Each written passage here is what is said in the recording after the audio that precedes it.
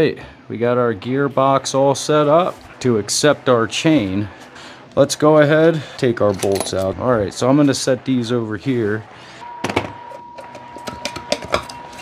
Whoa, slippery little sucker. Slippery little sucker. As you can see, this is our chain right here. Let's just lift this, pull this out,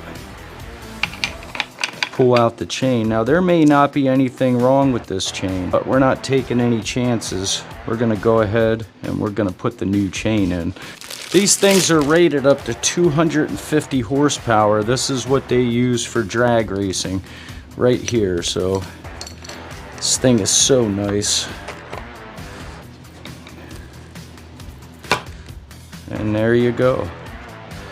That's how easy it is to replace the drive chain on your Fl250. That thing is so slick. Look how tight that is. That's going to make our drive line so tight compared to how loose that other chain was. That thing is amazing.